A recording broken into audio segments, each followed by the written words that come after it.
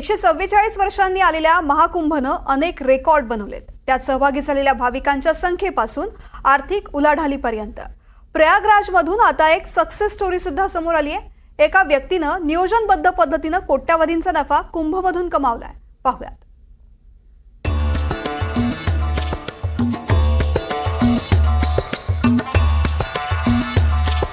प्रयागराजमध्ये गेले 45 दिवस महाकुंभसाठी कोट्यावधी लोकांनी हजेरी लावली होती।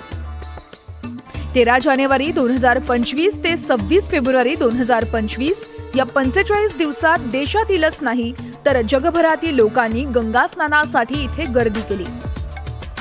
एका अंदाजानुसार 66 कोटी 30 लाख लोक महाकुंभमध्ये सहभागी झाले। गंगा, यमुना आणि सरस्वती या नद्यांच्या संगमाला अक्षरशः लोकांचा महापूर आला होता। महाकुंभ अनेक कारणांमुळे चर्चेत राहिला। इथे आलेल्या बड्या हस्तींमुळे तर काही दुर्दैवी घटनांमुळे।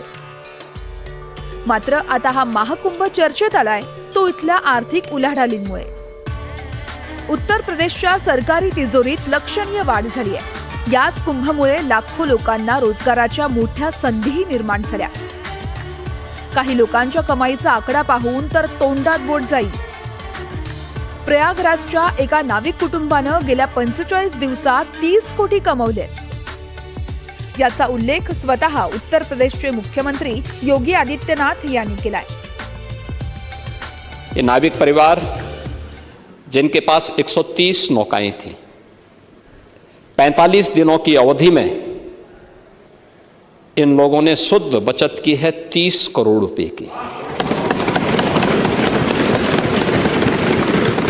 यानी एक नाव ने 45 दिनों में 23 लाख रुपए की बचत की है, कमाई की है। प्रतिदिन के अगर आप उनकी बचत देखेंगे तो यह लगभग 50 से लेके 52,000 पर डे की उनकी इनकम थी एक नाव की। ज्यांचा उल्लेख योगी आदित्यनाथ यांनी केला ते हेच आहे प्रयागराजच्या अरेलचे रहिवासी पिंटू महारा।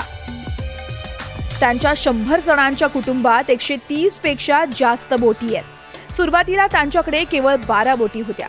मात्र महाकुंभमधून आपल्याला कमाईची संधी आहे हे त्यांनी ओळखलं आणि 70 नवीन बोटी तयार करून घेतल्या।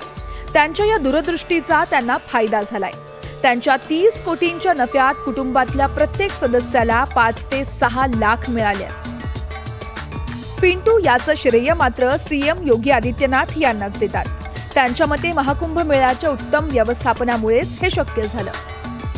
हमने इतना पैसा नहीं कमाया, परिवार खानदान वालों सभी लोगों ने कमाया है।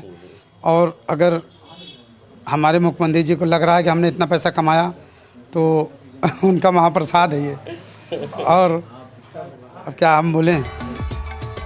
प्रयागराजमध्ये करोडो लोकांना गंगेच्या तीरावरून ने-आण करण्यासाठी 6000 नाविकांनी दिवस रात्र मेहनत केली। उलट सपा अध्यक्ष अखिलेश यादव यांनी नाविकांवरच अन्याय झाला आणि त्यांना नाव चालवू दिली गेली नाही असा आरोप केला। याचा इन्कार पिंटू महारा यांनी केलाय। 2000 वर्षांची परंपरा असलेल्या महाकुंभमध्ये संत, महंत, सामान्य नागरिक ते प्रसिद्ध व्यक्तींनी स्नान केलं। या धार्मिक मेळ्यामुळे पुण्य संचयाबरोबर उत्तर प्रदेशच्या आर्थिक गणितावरही परिणाम झाला।